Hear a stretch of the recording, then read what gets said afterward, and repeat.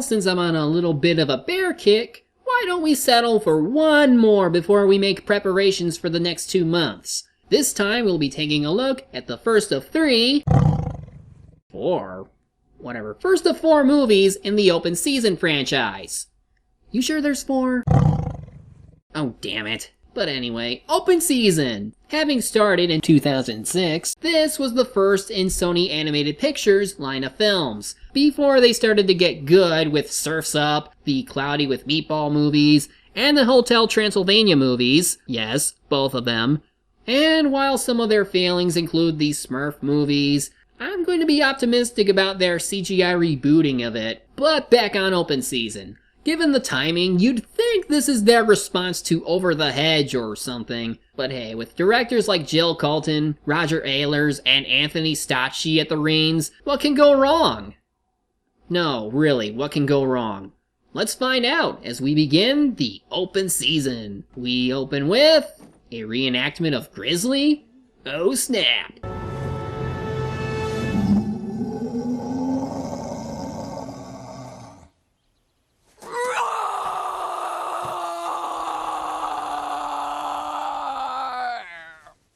Now that's a roar boog. Nah. Oddly enough, Rachel still beats you in the crazy nature lover category. So really, Park Ranger Beth, voiced by Deborah Messing, happens to keep Boog, voiced by Martin Lawrence, as a sort of domesticated show bear, which I'm pretty sure is illegal unless she's licensed. Although even then, I don't think she'd be allowed to bring him to public places like he's some sort of pet. Actually, considering she's raised him since he was a cub, I'd think this is some crazy version of Fox and the Hound. Only instead of a hound, we just get typically annoying sidekick character. And instead of a short-tempered old hunter guy, we have crazy asshole hunter named Shaw, who, speaking of, just made his kill. Or rather, as the song goes, he came upon a road, killed the... Sorta. Well, it was a sorrowful sight to behold. Listen, Girl Scout, they're dumb animals. I'm just respecting the natural order, man on top, animals on the bottom. Well then, play within the rules, because cheating is cheating. Now, of course, the deer in question, named Elliot, who is voiced by Ashton Kutcher, isn't dead. Somehow. Am I dead? Not yet. But seeing how that's Shaw's truck. What's a Shaw? Only the nastiest hunter in town. A hunter? Did he get you too? You don't see me tied up, do you, baby? This is my ride. Your ride? Yeah, this is my town, okay? These are my people. This is where I reside. Nobody's hunting this bear. What's that? I think I hear Karma sharpening his knives as we speak. Of course, he does eventually decide to cut one of his ropes, and through a poor choice of words, this convinces Elliot that they're buddies now. Unfortunately, Shaw saw this and isn't too happy about it. Back home, we see that, of course, in children's movie fashion, the bear is very much like a dog, or maybe even a cat, if it can sleep in a basket like this. I mean, really, I could see this happen with foxes, rabbits, or even ferrets, but a brown bear is not something that can be domesticated, and even then, it probably would cause problems down the line. So naturally, Elliot shows up, thinking Boog needs rescuing from captivity, until he realizes he lives here. Ooh, what's this? Get off that! So soft. What is that? Whoa, what are you doing in there? You know, this place is big enough for 2. What?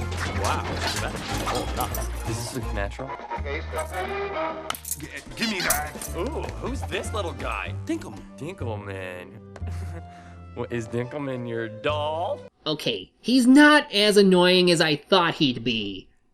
But we're only 10 minutes in, so anything can happen between now and then. But not even 10 minutes in, and Elliot seems to really like him enough to want him to come outside, through chocolate bars. Actually, remember when I said that even a domesticated bear would cause trouble? Well, here's what I mean. His bear instincts for food have kicked in, and like Yogi Bear in a picnic basket, this bear's gotta forage for what he can get his paws on. What is that? Whoa, let me try.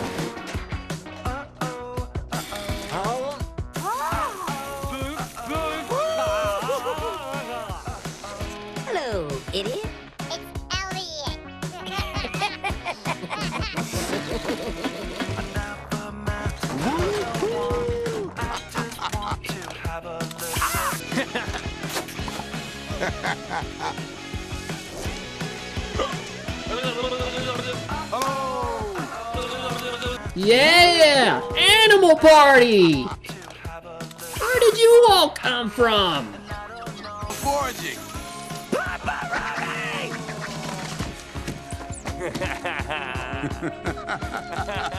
Uh-oh, here comes Sheriff Gordy, played by the late Gordon Tutusi.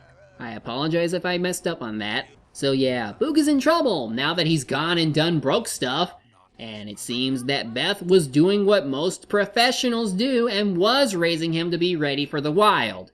That's fine, but she's gotten way too attached to him to where he was being spoiled like a pet.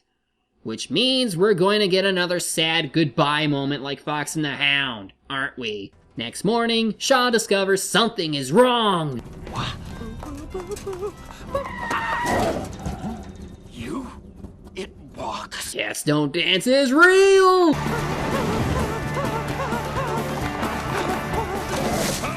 How do you two-legged latte drinker?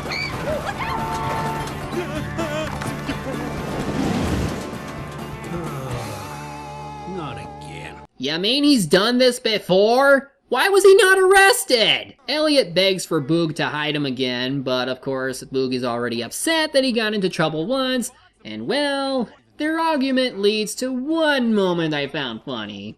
No means no. He's gonna eat us all. You know he's still out there. Eat you? He's not gonna... Oh, what are you doing? Put that animal down the sits. The guy wants to kill me. No, wait! Oh, he's digging his own grave and he doesn't even know it. And admittingly, I didn't see this one coming. When Shaw shows up to shoot Boog and Elliot, it looked like he did get a shot in despite Gordy interfering. But it was Beth who did it. And multiple shots to his rear. Really? Shaw gets away before he can be arrested, and Beth decides that maybe what Gordy said was true and that it's time to take him back to the wild. Given the song that plays, the scene doesn't make a large impact like it did in Fox and the Hound, and especially since Boog is still tranked so he can't even say goodbye himself, but they had the right idea to make it meaningful, have characters be quiet most of the time, and not really have any other distractions. You're gonna be fine. I'm gonna miss you, big guy. Hold my life one last time. And sad time over. Back to the humor. Where's home? It's gone. Someone stole it. Hey, could you keep it down? I'm trying to sleep. Take a good look, Elliot. What do you see, Elliot? Something's missing, Elliot. What is it, Elliot? My life is missing. And it's all your fault. What are you gonna do?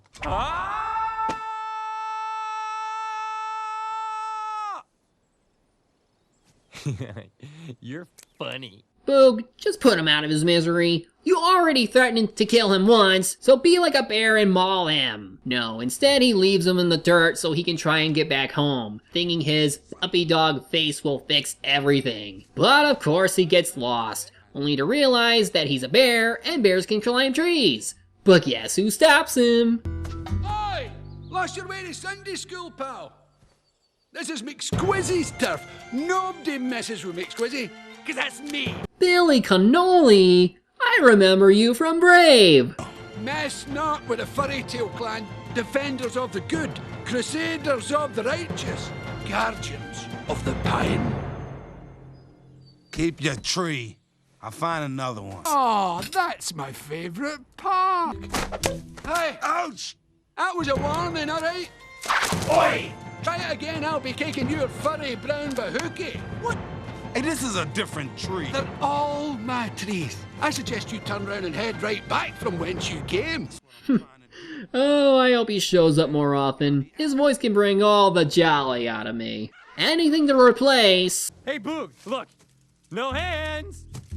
I think I'm getting a sunburn, though. Check it out. And now he's reached annoyance. Giving up on looking on his own, Boog reluctantly asks Elliot for help, who in turn forces him into a partnership. So begins the journey of two buffoons and their crazy adventure. This is also the movie's attempt to bring in some animal humor. I mean, already we have a smooth-talking bear, a deer that walks on its hind legs, and crazy Scottish squirrels. And now we have construction-based beavers, kung fu salmon, and Vietnam ducks. God, this is a weird forest. I gotta go. Well, go. Oh, I need a toilet.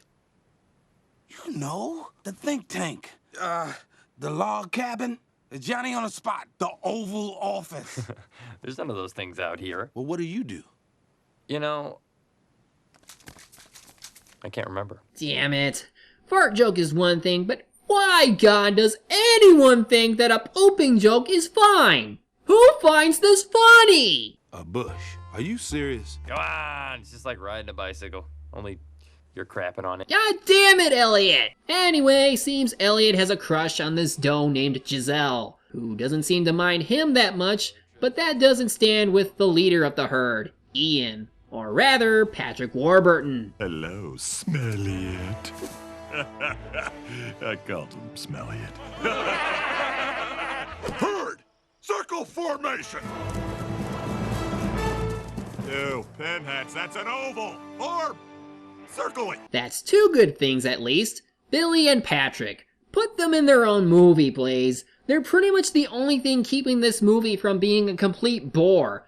Because really, you could never go wrong with Patrick. And then announce plans for the end of the earth and Malgore. Hilarious!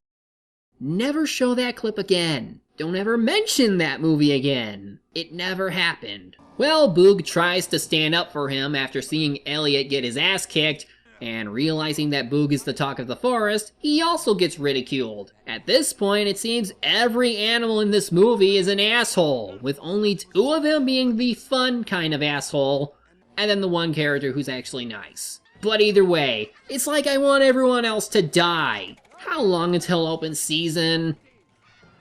Hell, it's making Elliot more likable now. And speaking of, this is a good heart-to-heart moment. You know the day I met you? Ian kicked me out of the herd. I lost my antler, I got run over and tied to the hood of a truck. What do you call that? A loser. But check this out. Behold, the mighty grizzly! I look like a bear. I talk like a bear, but I can't fish. I can't climb a tree. I can't even go in the woods. That's nothing. Half doe, half buck. I'm a duck. Hey, I ride a unicycle for crackers. I have a glass eye. I can't snap. I thought log was a color. I can't see my feet. I killed a man. With your thumb? It's honestly a good scene. After all they've been through today, they've come to better understand each other and know to rely on one another. They're both misfits of nature, and yet are still happy about it. Anyway, Shaw's subplot. See, apparently Shaw has this crazy belief that animals are beginning to rise above humans, or at the least showcase more human functions. And he even thought this odd couple, who are looking for Bigfoot by the way, is worshipping this Dachshund named Mr. Weenie. Don't be fooled. He's one of them. Who? The enemy, the bear, that deer, all them animals. I have seen the future. It will start in small towns like Timberline. Soon, it'll spread. They will invade from burrows, caves, petting zoos. If I don't stop them, it'll be a total reversal of the natural order. Are you sure you're not Miles Standish after warping to the future due to sentient turkeys running you out? Because no one can be this insane unless they saw it happen before. Well, here's the bad news. Elliot doesn't even know where he's going as they've been going in circles. And worse, Shaw was able to get into the safe zone behind the falls and starts attacking them. And I guess everyone was going to the river that day since when Boog accidentally breaks the dam, it's like all the random animals we saw show up to be swept by the current, even Shaw. Save you this time, boys.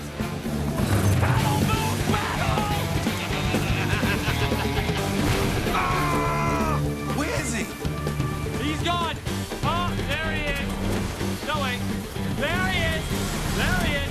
Okay, you are now officially about as insane in your pursuits for one stinking animal than Chantal Dubois.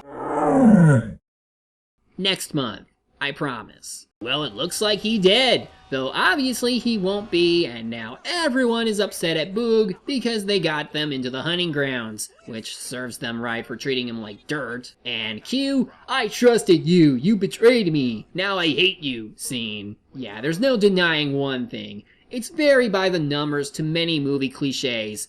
They aren't insultingly bad per se, at least not at the rate some movies are today, but it isn't all that entertaining. There isn't even that much of a moral to be had either. At least nothing we haven't already seen. It's just we know what's gonna happen in due time, but seeing as how their efforts and humor are mostly hit and miss, it doesn't become like with Hotel Transylvania, where even with a not so strong story, you can still get a good laugh out of everything. Though to be fair, they only have nature to play with, and I still need to see Surf's Up to see how they improved from this movie's nature stuff in order to determine their progress. So anyway, Boog finds a cabin in the woods, and it happens to be owned by Shaw, and he plans on going out and killing all the animals he can find to crush whatever rebellion he can find. And I gotta say, on top of Billy Connolly and Patrick Warburton, Gary Sinise as Shaw is also very entertaining. Here you go, Lorraine. There, you get good and dry, and come morning, we got a rebellion to crush. If you go out in the woods today, you're sure of a big surprise. If you go out in the woods today, you better go in disguise. 'Cause every bear that ever there was gathered there together because today's the day the teddy bears have their pick. He's no McLeach, as he wasn't this insane or subtle about it, but the ham this guy brings when attempting to be intimidating is oh so satisfying.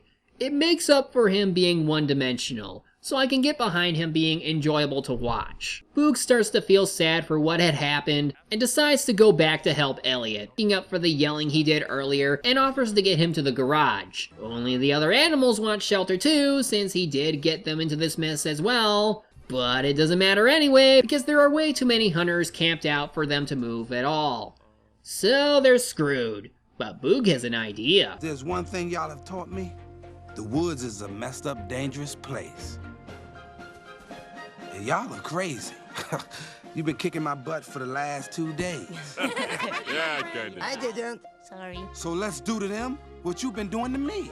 Now I say we give our guests the full outdoor experience. Yeah! Of course! The thing that the humor was based on! Slapstick! They steal stuff from the Odd Couple for the big battle, and for some reason, Mr. Weenie decides he's been living a lie and wants to join them. Okay, let's hope you don't become a plot point for another movie. Oh wait.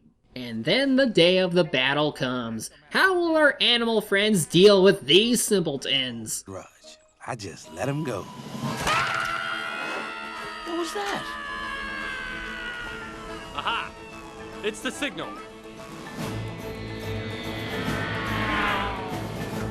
Okay, Denny, let's round him up. All right, ladies, let her rip.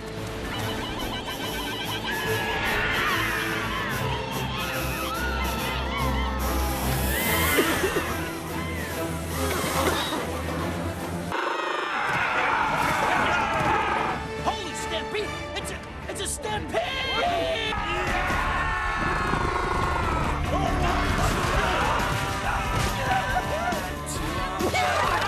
Bless me.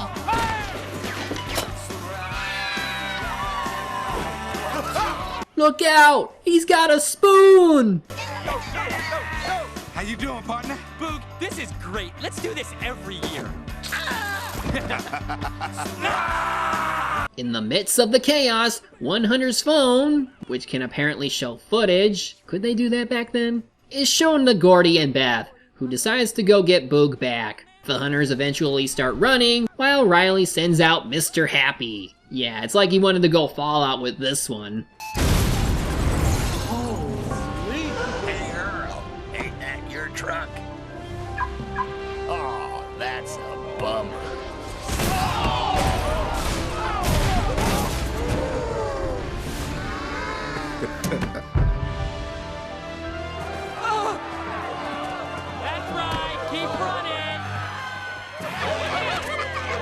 This will make a great story to tell your kids when you become King of Scotland. So the movie should be over, right?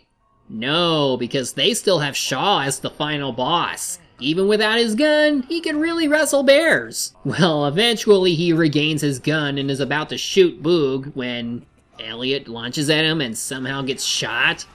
What? Well, this enrages Boog, sure, but what angle would that shot hit him from? No matter. What's going to happen to Shaw?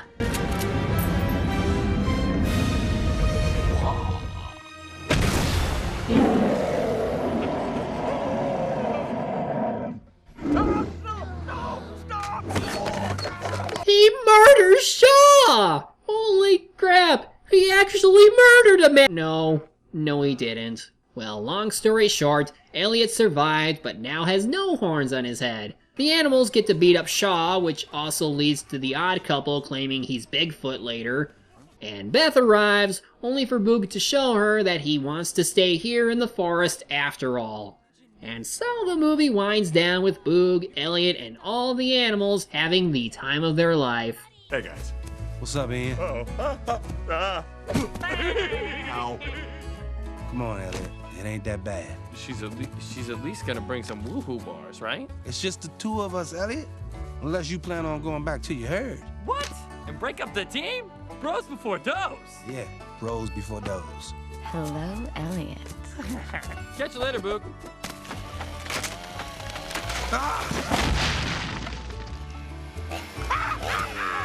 Hey, get off my trees, you buck-tooth spurrin'! Ooh, feels like home, baby. Hey, Boog! Oh, yeah? We'll eat rabbit. So that was open season. Coming off after that showing of Yogi Bear, this was an improvement. Not a major improvement, but still. For Sony Animation Pictures, this was okay. Like Real Effects Creative Studios, they had to start off weak before coming back strong. And they would get better movies later on, many of whom with better writing and art direction than here. Yeah, the CGI, like Over the Hedge, is certainly dated, and the humor is mostly hit and miss. The plot isn't anything special, but at the least it had a funny villain. The performances are solid for the most part. Again, special props to Billy and Patrick for bringing on the ham. Though until the end, it's like most of these characters are a bit unlikable until that exact moment where they decide to buddy up. More or less, this is a movie you'd rather see once, just to study the evolution in Sony Animated's line of films. Not too bad, but not too good. That's really all there is. Well, next month we'll have more Patreon requested reviews before that one movie I hinted at earlier today. But I'm sure it'll be nothing but smooth sailing from my trusting patrons. Son of Cenarius. I love you.